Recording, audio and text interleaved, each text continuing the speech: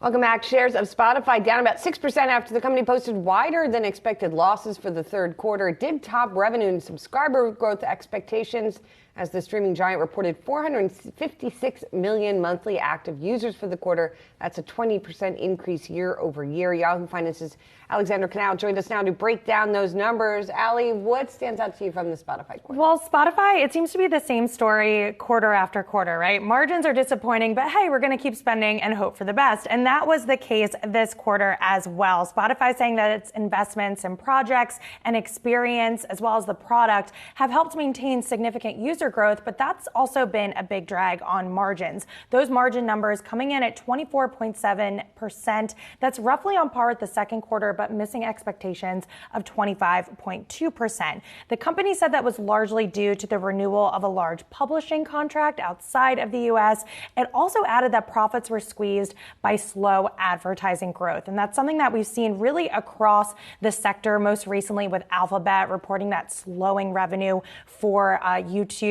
And when we think about a recession, when we think about this embattled digital ad market, that's not good news. Looking toward the future, Spotify guided weaker than expected fourth quarter margins, and that contributed to the sell-off that we saw in after-hours trading last night. That seems to have continued this morning. The stock down about 6% in the pre-market, but it wasn't all doom and gloom. As you mentioned, Julie, we saw monthly active users beat expectations, a narrow beat on revenue, but wider than expected third quarter loss. And that, coupled with the margins, not great for investors. So staying on those margins for a second, I mean, with margins continuing to disappoint, how does Spotify plan to kind of stop the bleeding here? And what are analysts saying about the report?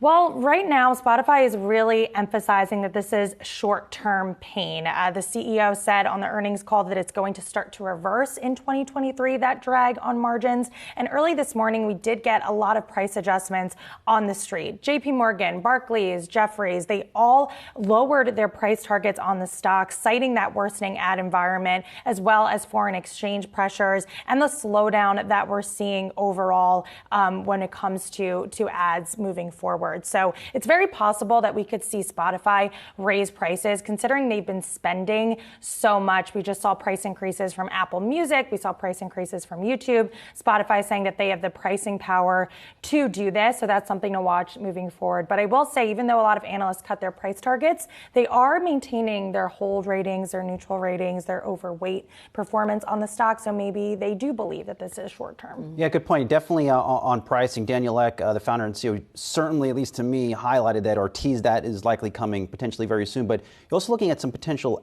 problems on the App Store for Spotify.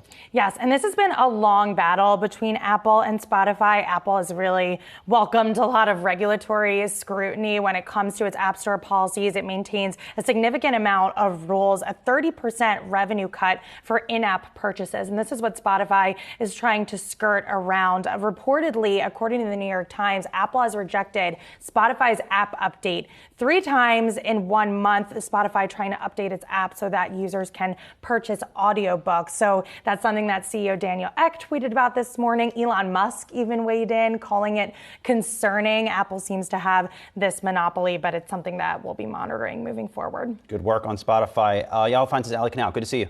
Yes.